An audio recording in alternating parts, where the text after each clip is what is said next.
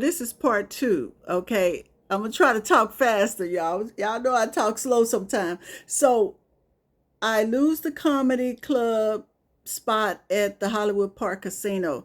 So then I'm kind of depressed and mad and angry all at the same time. So I just remove myself from the scene, right? I'm out of it. I go work 9 to 5s and, don't really talk to anyone in the comedy game. And so I do that for a few years, and then I decide to move back to Houston. I get to Houston, I'm there for a year and just miserable. And then my homeboy called me and say he's in Vegas and he had an extra bedroom because his brother didn't come. So I get on the bus, the Greyhound bus, and I go to Vegas. I'm in Vegas for 2 years, just doing normal work, doing hair, at the beauty salon, just enjoying a different environment, right? So then I'm bored again.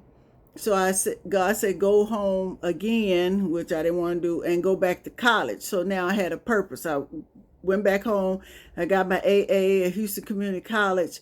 And then right when I graduated, I enrolled at Cal State LA. So then I bought this used car, 1999 Chevy Geo, and I drive back to Cali.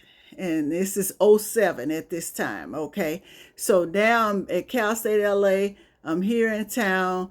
I go to the comedy club, see if I can see if people are still here and around and everything. And Rodney Perry was there hosting. Anyway, I see a whole bunch of people. They're like, oh my God, Patricia Tone, where you been? Where you been? So I see Rodney hosting. And what I noticed after watching a lot of the people that night, a lot of them were still doing the same material. And from what I could tell, Rodney had grown. He was doing new material. He was really good on the mic and hosting the whole show. So after going and watching him for a while, I approached him about doing a talk show, a late night show. I said, I got this studio at school. I can shoot what I want. We could do a talk show and put it on. Facebook had just come out. I said we could put it on YouTube or Facebook. And, back then, nobody wanted to touch that. They thought that was just the bottom of the barrel, putting stuff on social media, right? But I had this vision and nobody wanted to be a part of the vision. So I kept trying to convince him, and he said, I don't see myself being no talk show host. And so I got another buddy of mine, Kente Scott. We had done some other little independent projects together, short films and things that never really popped. But I say, Kente, can you get some guests together and come do this show? So I created a whole different show called Personal Conversations and had Rodney Perry as the first guest. And so by doing that, he then saw what I was trying to do for him. So he was like, okay, I'll try it out. So I created the Rodney Perry Show and put it out on social media, the first 3 shows, and it started getting some noise, right? And so then once he realized everybody was like, oh man, whoa, you're doing that? Then we did 6 more, and that had a whole bunch of celebrity guests in it. And then it was really on fire. I had people calling me, DMing me, and I had national directors sending me messages saying, don't give up and all this. And people would say, girl, you brought the Arsenio Hall show to Facebook and YouTube. And, and it was just out of control. I had all kind of meetings and everything. And, even in all that, a lot of people, which I didn't know, were still jealous and backstabbing me. And I'm like, I don't even have shit. What? And it was just a mess. And then I did have one guy who was a national director trying to help me.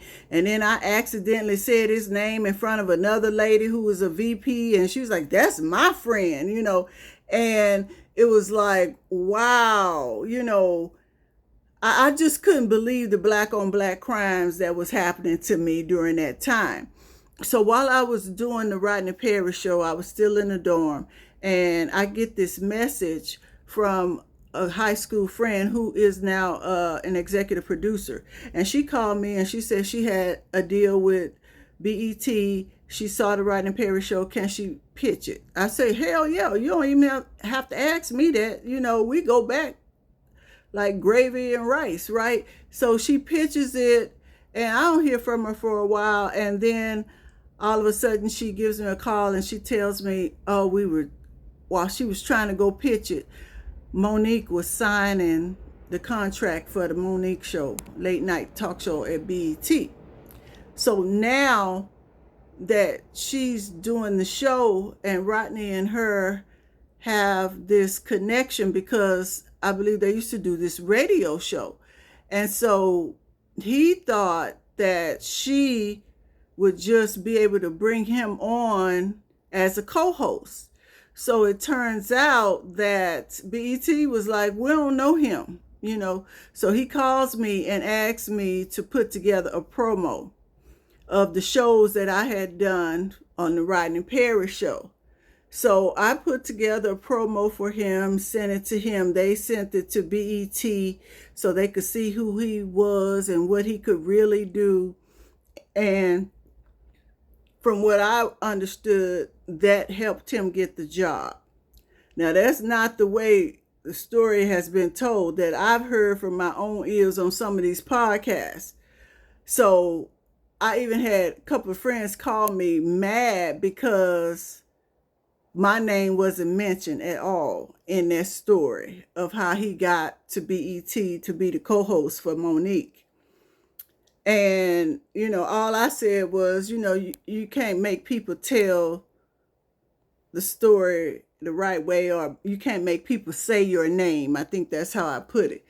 But now that I'm back out here in this game and I keep hearing all these stories, it's only fair for me to tell my side of what I did and what I contributed to some of these stories. So I'm going to stop right here and try to wrap it up in a part 3.